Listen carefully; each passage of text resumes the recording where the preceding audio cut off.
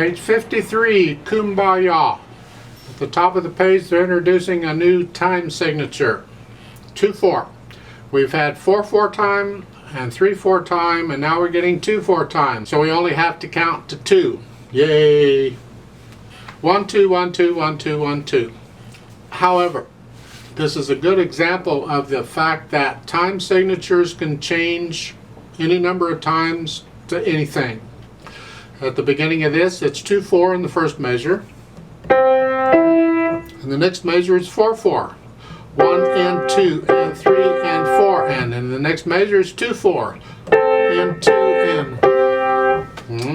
And it does this throughout. It keeps changing back and forth between 2/4 and 4/4. And that's legal.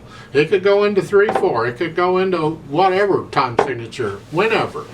It has to do it at a measure line, at a bar line. You're not going to change time signatures in the middle of a measure. That screws everything up. But any time at a measure line, it can change. And this is a good example of that. Now they show some counting down there. 1 and 2 and. We've been doing that forever. And the dotted rhythms you've had before. 1 and 2 and. The second measure there, the 4/4 time. 1 and 2 and 3 and 4 and. That's hopefully not a problem for you.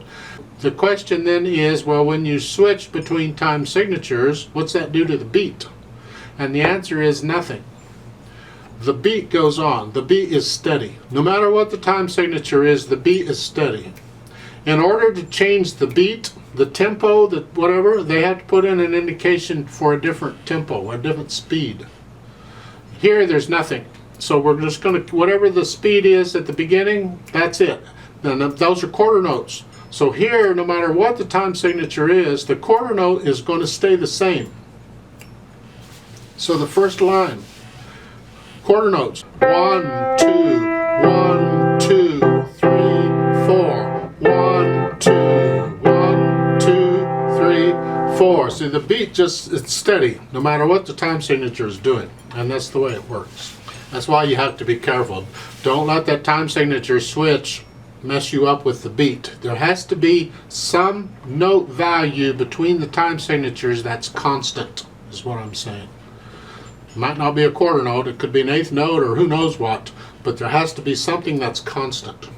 At the bottom you see the repeat sign, so we're going to play this twice. Now because it starts with a 2/4 measure, I'm only going to give us 2 counts because the counting is according to the beats in the measure. I could give us 2 measures worth, but I'm mean. I'm only going to give us 2 counts and then we go. Sing it if you want to. I ain't singing it, but you can sing it if you want to. There's a note at the top. Underneath the moderately slow is, but it says second time both hands 8/8. So when we repeat it, we're simply going to pretend the middle C goes up an octave and we're going to go up here. Both hands. Like so. And just watch the fingering because the little fingers covering 2 notes. So let's try this out slowly together. I'll give us 2 counts. It says medium loud. That's the melody. You decide what that is. That's okay. Keep everything else soft.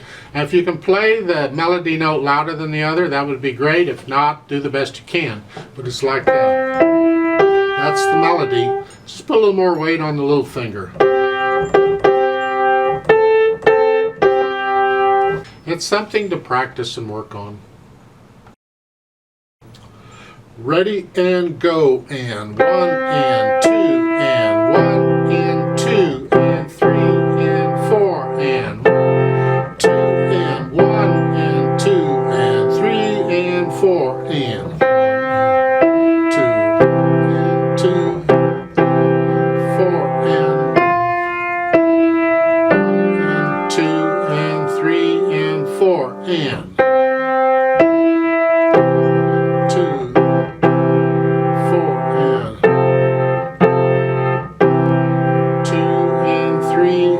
4 and 1 and 2 and 3 and 4 and 1 and 2 and 3 and repeat and 1 and 2 1 4 1 2 1 2 3 4 1 2 2, 3, 4. 1, 2, 1, 2, 3.